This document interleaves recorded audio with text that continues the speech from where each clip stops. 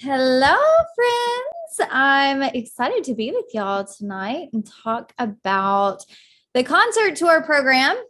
So we're going to talk a lot tonight about how the program works in general, but also about the new changes that we have added during COVID. So we're really excited to release some new elements of what the concert tour program is. So if you've never worked with Reach and Teach before on the concert tour program, this is just all new and exciting altogether. But if you have worked with us before, please note there are a few changes to concert day that we are super, super excited about. So we'll go ahead and jump into it. I'm going to share my screen for you guys and we will get started. So also let me note too, if you guys have questions while I'm going through this, drop them into the chat. And then at the end, once I get through the entire presentation, we'll go back and answer questions and you can unmute yourself and all of those good things. So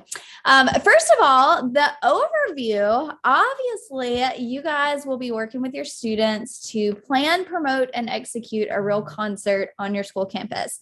So if you've never worked with this before, it is a legit lights out, exciting concert. And what we have found is most of the students that we work with obviously have no really idea who the artists are that are coming to perform. But by the time concert day arrives, they will know who they are. And they will be super excited and they'll just be excited to get out of class, right? But they'll have the best time on concert day. So through this process, students are learning business and entrepreneurship concepts. You've probably already looked at the curriculum, but we're going to kind of break down those lessons as we go throughout this evening. And then of course, probably the best part for you guys is it's 100% profit fundraiser. So you guys keep 100% of anything that you earn through sponsorships, ticket sales, and merchandise. There's never money exchanged between Reach and Teach and the schools. So it's truly up to you how much money you guys raise. One of our schools that we worked with this fall raised $7,500 for their CTSO. So really the sky's the limit. It's up to you. We worked with another school a couple of years ago that raised over $12,000. So there's definitely opportunity there for you guys. Okay, so the next part is we're going to talk about what's included in the program. Obviously, all of the lesson plans, there's 9 lesson plans in total. All of the handouts and resources, and then a couple of new things. We have a mini series that can be added on to the program. We also have a certification exam that we are rolling out this spring. A few tangible items that are included with the program is, well, obviously the concert, but the concert posters. We will send you guys concert posters that you can put on your school walls. Also, we give away a custom guitar at the concert itself. So we'll talk more about that in just a bit. And then of course, the guidance and support that you receive all throughout the program. So the lessons, these are the 9 lessons and how they're broken down. You start with goal setting, which is the most important part. You guys know this. It's important for students to set the goals. So many times we as teachers go into projects with goals of our own, but this is really important for students to be involved in the goal setting process so that they're engaged and that they buy into the project as a whole. So in lesson 1, students set 3 goals. Goal 1 is about how much money you guys want to raise through the event. Goal 2 is about how effective your marketing strategies are going to be. So an example of that goal would be something like, we want to communicate with our audience using 3 different channels of communication. Something like that. Obviously, it would be very much more specific and a smart goal, but that's just kind of gives you an idea. And then the last goal is attendee satisfaction. So how satisfied you want your attendees to be with the event. Lesson 2 is all about target market. They have to identify and analyze their target market. So obviously, since the concert is taking place during the school day, target market's going to be students, but we want the students to break it down even more than that. So think about a group of students within your school that you can really target to generate and increase ticket sales. So that might be 7th and 8th grade students, or seniors, or, 9th grade girls, or whatever that might be. Really think about the target market that you're trying to generate interest from. And you can have more than one target market. Many organizations do. So that's definitely appropriate in this case as well. Then lesson 3 is all about sponsorships. Students actually have to create the sponsorships, go out and pitch the sponsorships. Some of our schools decide, you know what, we're not going to do sponsorships. And that's totally fine. It's really up to you. But I will say this is a great opportunity to really generate some income. So students learn about how sponsorships work, the pricing of sponsorships, the benefits of sponsorships, and then, of course, how to fulfill those benefits that are laid out in your sponsorship proposal. In-kind sponsorships are a big thing. So you guys know that you've got to provide a stage, you've got to provide hospitality and lodging for the band. And those are opportunities to get in-kind sponsorships. Many of our schools that we work with get in-kind sponsorships to cover those requirements. So definitely something to consider. Then lesson 4 is about pricing. This is where students set the ticket prices. So they have to look at their market. They learn different pricing strategies. Then they have to apply those pricing strategies to the concert. So typically what we encourage schools to do is set a low price for entry. So your general admission ticket, you want to set that kind of low. So $5, $3, maybe $10 is low in your market. You've just got to think about, or your students have to think about what your market is. But by setting that ticket price low for general admission, that'll get people in the door. Right. And then you can go up from there. So you might have a second ticket tier that's like a VIP ticket. And those VIP tickets include front row, or maybe a special meet and greet with the band. And really all of those decisions are made by your students. So they can get really creative as to what can be included in a VIP package. We've had some schools do a super VIP package that maybe caps out at 25 students. And maybe that super VIP costs $25, $30, and it includes lunch, a t-shirt, a meet and greet with the band. We had one school that had a student lounge set up in the gymnasium on concert day. And so students got out of class an extra hour and they got to hang out in the student lounge and play games. They actually had video games set up, a Nintendo Wii set up so students could play those in the student lounge prior to the concert. So we really encourage creativity. Every single school that we work with is completely different. So how you guys decide to set your ticket prices, the different ticket tiers and what's included in those ticket packages is completely up to the students. Lesson 5 is all about budgeting. So this is where students create that event budget, and they have to maintain the event budget all throughout the process. So anytime there's an expense or revenue generated, the students have to go back to that spreadsheet and update the budget on a regular basis so they can get a clear picture of how are we doing on our goal? Are we meeting our fundraising goal? What decisions, what changes do we need to make in order to meet that fundraising goal? Lesson 6 is all about promotions. This is where students learn about print media, broadcast media. They create radio advertisements, television commercials, social media graphics, social media profiles, everything you can think of that goes into a marketing campaign. This is where students really plug in. We've had schools reach out to their local radio stations, and they've been donated free radio airtime. So the students get to come to the studio and actually record their radio script that they wrote. So it's really just a matter of you or your students truly reaching out, getting involved with the community, and simply asking. The worst that could happen is they say no, right? But if they say yes, that's a super cool opportunity for your your students. So we highly encourage you guys to get outside of the classroom, utilize those contacts you have with, the television stations, the radio stations, the newspapers, and use this project as leverage to truly gain attention about the concert as a whole, but also your classroom. It's a really cool project you're working on, so you might as well get recognized for it.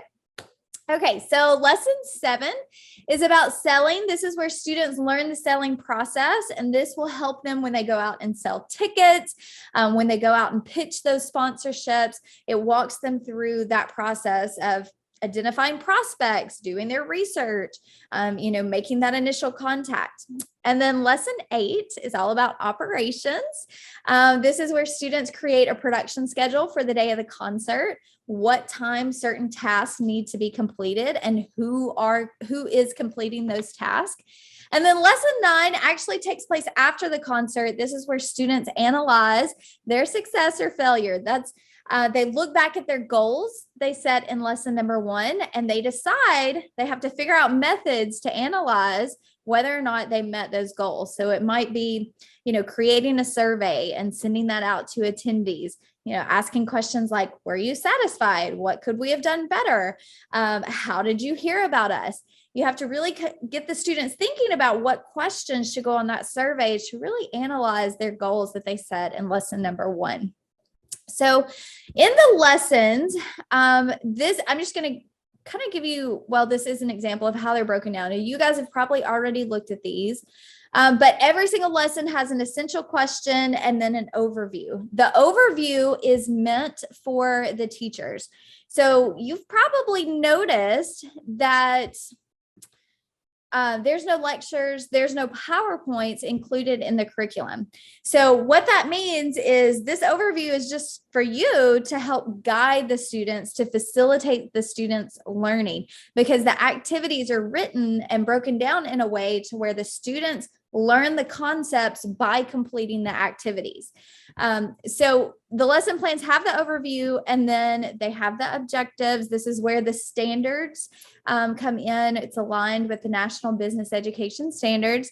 And then they have the activities, and you can see that these activities are bullet pointed. They're very simple to follow. We wanted to make sure the lesson plans were written in a way that if you have a substitute teacher in your class, they could still look at these bullet point instructions and be able to follow it. All of the handouts are numbered.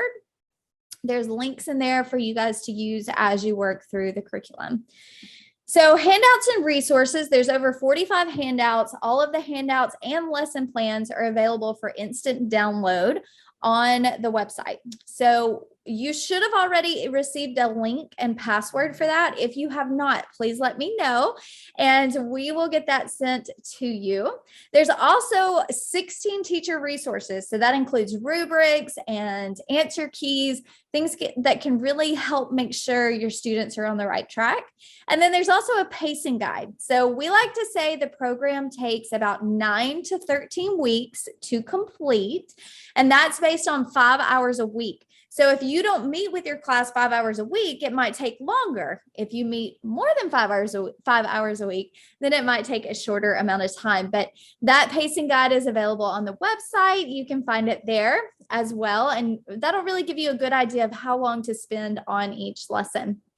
Okay, so one of the new things that we're doing this year, and we are so excited about, is we have launched an engineering mini-series. So this is geared towards engineering classes, robotics classes, any type of STEM or STEAM related classes that you have on your school campus could totally utilize this curriculum. It's 4 lessons, so it's a shortened mini series, but it's 4 complete lessons, just like our normal curriculum. It has all of the lesson plans, all of the handouts and resources. And so what the students are doing through this mini series is they are planning and designing and actually creating a consumer experience enhancing device. So basically what that means is the students get to choose what they create. essentially a confetti cannon or a glitter gun or a balloon drop or a t-shirt cannon or something that they can use, that they can execute on concert day to really enhance the experience of the people attending the concert. So we are so excited about this. If you think you have a class or a course at your school that would be interested in using this, please let us know, because we cannot wait for students to use this in the class. We've piloted this program twice pre-pandemic, so we've already worked through it 2 times, but we would love for more of our schools to jump on board for the spring and really utilize that full STEAM curriculum. And the next thing is, in the spring, we are launching a program or a certification exam that will be taken at the end of the program. So we're providing every school that participates with 5 licenses for their students. So you'll have to choose 5 students in your program that you would like for them to try and certify.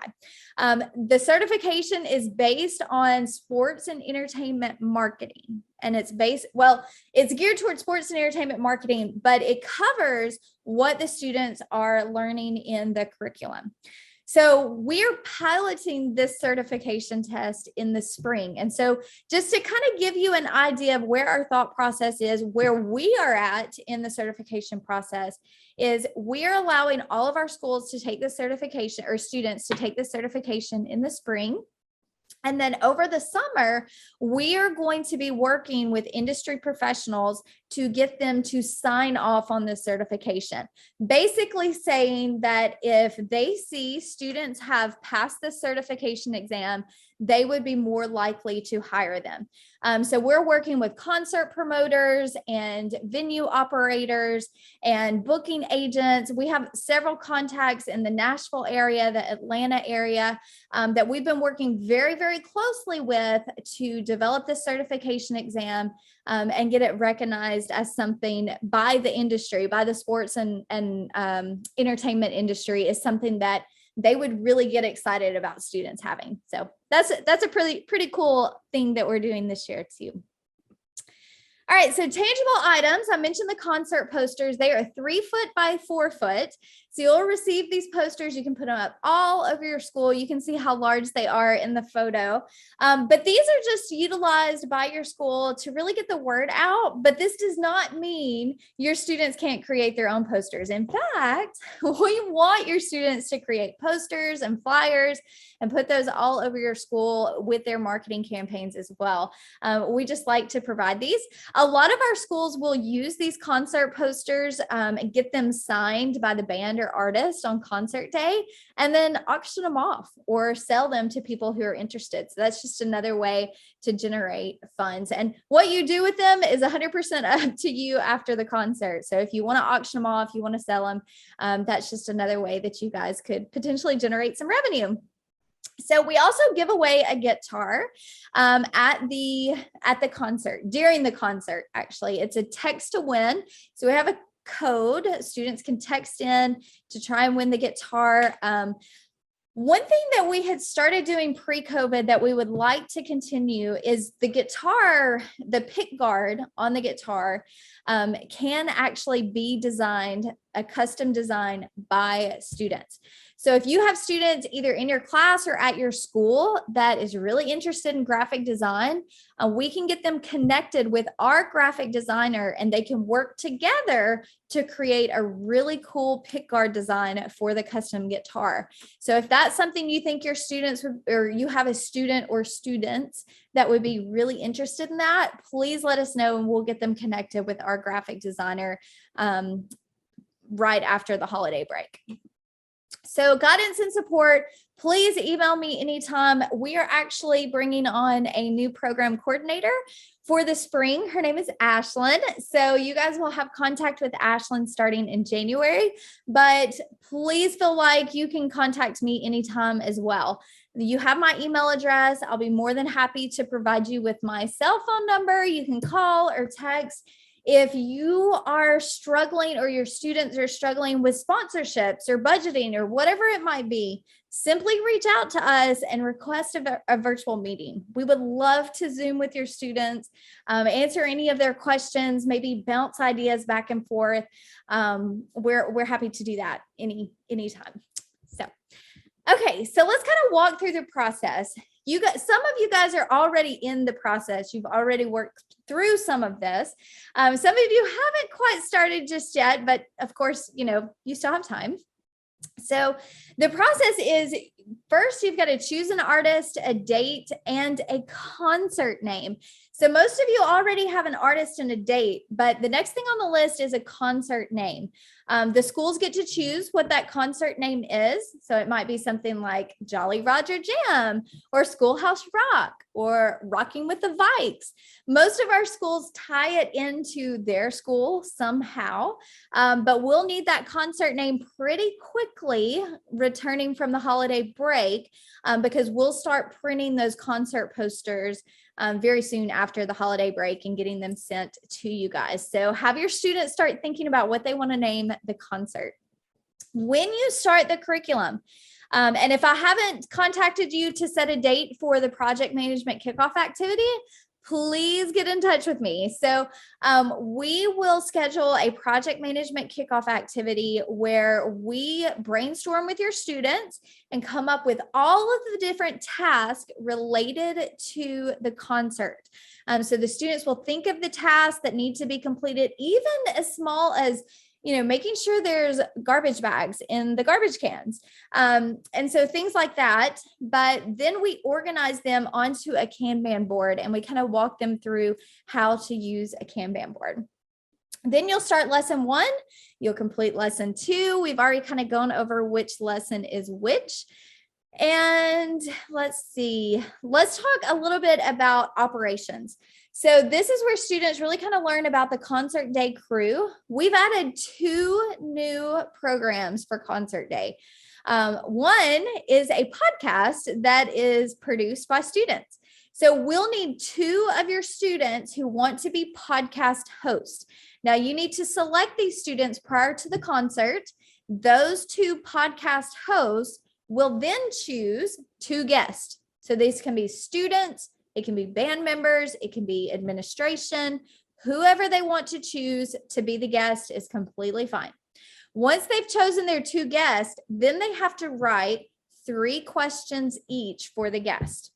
And so on concert day, we will provide all of the equipment, all of the training for the students to be able to execute this podcast. The podcast is typically about 15 minutes. It definitely is not longer than 15 minutes, but about 12 to 15 minutes where the students are interviewing their 2 guests and hosting the podcast. So it's a lot of fun. It's something we added new post-COVID. So we're very excited about that. The second thing is we have a video stream where we have a crew of 3 student videographers. So again, we provide all of the equipment, all of the training for students to do this. It takes place on concert day. So the podcasters and the videographers, they will have to come into the gym or into the venue prior to the concert at a certain time. And we'll work that out with you to get their training and get started on the podcast and the video stream. So we have 3 videographers and then 2 camera switchers. The videographers will video all throughout the concert, backstage, on stage, in the crowd, as students are coming in, whatever they think is going to be a good shot for the video stream. And then we will have 2 students that are sitting at the hub so they can switch from camera to camera. There's also a pre-show and a post-show.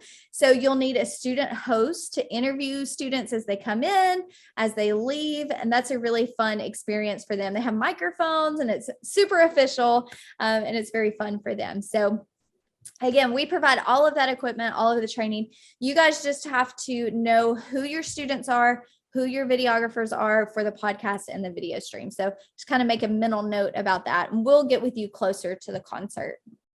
So then, of course, you host this awesome concert. We always do setup and load in the night before. So we'll do setup, load in, we'll do sound check the evening before. That way on the day of the concert, we are set up and ready to go. One thing that we always try to do is have a student performer. So if you have a student in your class or at your school, they do not have to be in your class. But if you have a student that can play guitar or bass, or they can sing, they're, musically inclined. If you have a student that wants to perform with the band, notify us as soon as possible. And so we'll put them in contact with the band prior to the concert so that they can work out what song is going to be performed. And then on the night of setup, that student performer will need to be present so that they can rehearse with the band. So if you guys have questions about that, you can definitely, we can work through that as we get closer to the concert. And then, of course, lesson 9 is where they analyze their success or failure. Just a side note, we have never had failure amongst the students, but they'll be able to really analyze, did they meet their goals? Did they not meet their goals? What could they have done differently? So that's kind of all that I have for you guys, but I do see a couple of questions in the chat, so I'm going to scroll through those. While I'm doing that, please feel free to unmute yourself and ask a question.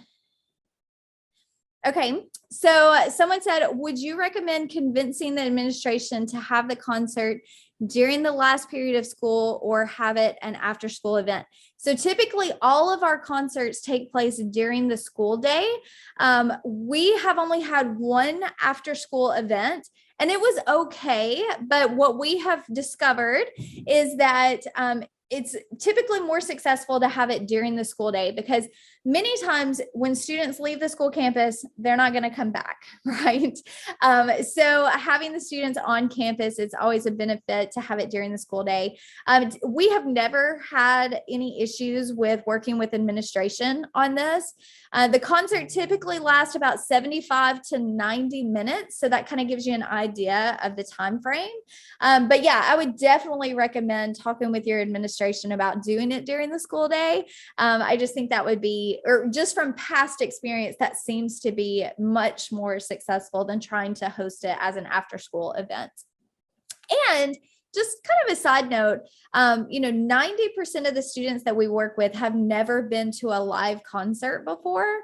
And so providing that experience for them, for this to be their first live concert on the school campus in a safe space, that's a really cool opportunity. And so, many of the students that may never get to attend a live concert, if they left for the school day and maybe they didn't have the transportation or the means to get back, they might miss out on that opportunity. So, okay, let's see. Okay, so I see the required submission to Reach and Teach section on the pacing guide. Where can I find those documents to complete and submit? Good question. And I'm going to share my screen so that you guys can see what we are talking about. So give me just 1 minute and I will get that pulled up so we can kind of talk through it. Okay. All right. Share my screen one more time. Here we are. Okay, so required submission to Reach and Teach. And we didn't really talk about this, so I'm glad that you asked this question. The student committee list and appointed chairperson for each committee. So one thing that some of our schools will do, and we really recommend this, is dividing students up into different committees. So on our Kanban board, we typically have 5 different sections: marketing, planning and logistics, graphic design, public relations, and then budgeting. So in those 5 different committees, you will have students that have natural skills and talents that will fall within those committees. So what we like schools to do is to really figure out who the chairperson of the committee is, and then, have an overall project manager. It is not imperative that you send us this chairperson list. Really, the only reason it is on here as required as submission to Reach and Teach is just whether or not we know that's the route that you're taking. We totally recommend that just because it really mirrors the real world. But if you don't do it in that way, that is no problem at all. The information inquiry number 1, I believe we actually sent this out through email. It was the Google form. So if you haven't completed the first Google form, I can send you the link to that. That just helps us to know a little bit of information as you guys work throughout the program. And then as you guys start creating social media pages, whether it's a TikTok or a Snapchat or Facebook, whatever it might be, send us those links. We love to share what your students are working on, and that helps to generate a lot of interest in your classes as well. Information inquiry number 2, that's going to be another Google form, and it's going to ask for information like hotel and lodging arrangements. So it'll also ask for who the contact person is with your maintenance department and things like that. So it just helps us to get some information before we arrive for setup. And then the concert day schedule, we like to have that about a week before the actual concert so that we can know what time the concert is taking place, when and where the band need to be on concert day. Are you having a VIP lunch for students and you need the band to arrive early? Just let us know that. And so that concert day schedule we need. And then the concert day crew list is just a list of students who are going to be doing the podcasting, the video streaming. We always like to have a guest liaison, a student who is kind of the point person. If our band members, need to know where the restrooms are, they can contact that or have that point person to know and be able to ask questions like that. And let's see, a final ticket sales count. We just like to have a good idea of how many people are going to be there on concert day. And then you guys will have to complete student and faculty surveys. We send them out after the concert. So basically all of the required lists that are on there, either I send them out to you or you already have them. Hopefully that kind of answered your question. Let's see. Okay. So typically we always do the event in a gymnasium just because an indoor setting is going to be much more easy to work around if there's a weather issue. We've only done one outdoor event and we had to require the school to arrange a rain date. So the logistics of an outdoor event is a little bit more difficult. So yes, a gym works perfect because it's indoors. Usually the electrical outlets are right where they need to be in order for the stage to be set up and things like that. Okay, so hotel and lodging, is that something that the teacher handles or the students? So it could go either way. We love for the students to be involved in literally every aspect of planning the event.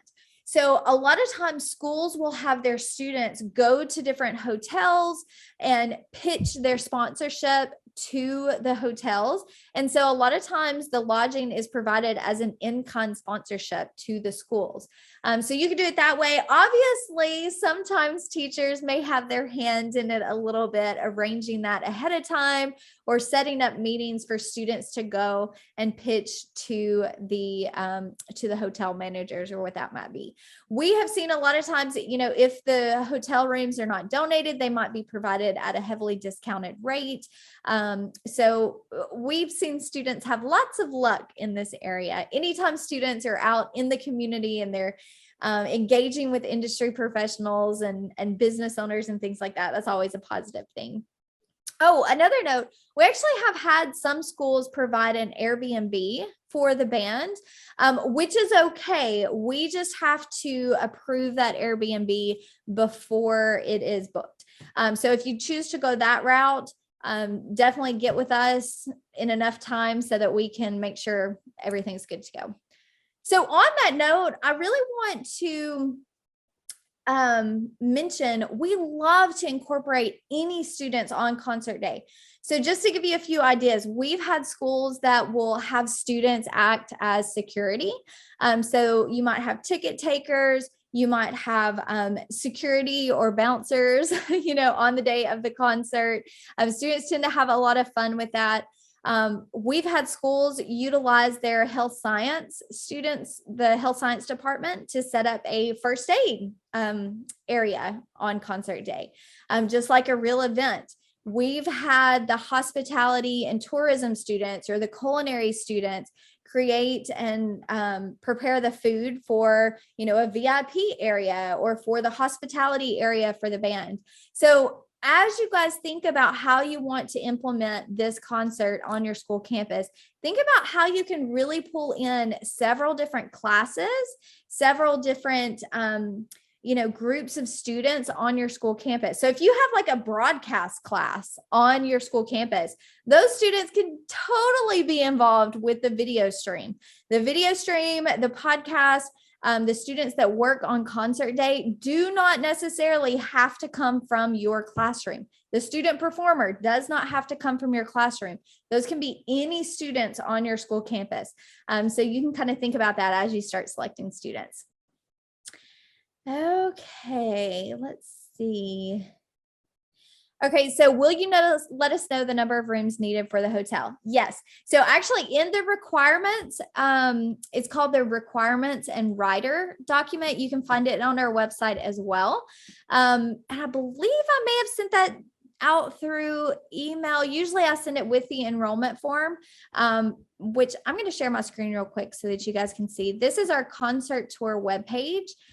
There's a couple of documents right here. So the requirements and rider, this is the requirements that you would need. So 6 double hotel rooms for lodging. It gives the dimensions of the stage.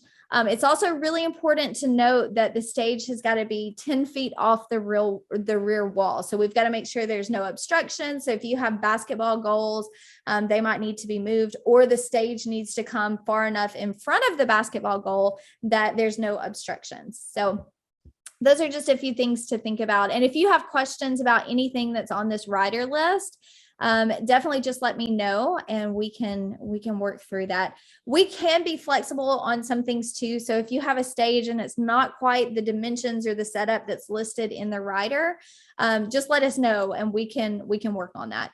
Well, I'm so excited to work with you and your students. So if you have follow-up questions or you want to chat more, simply shoot me an email.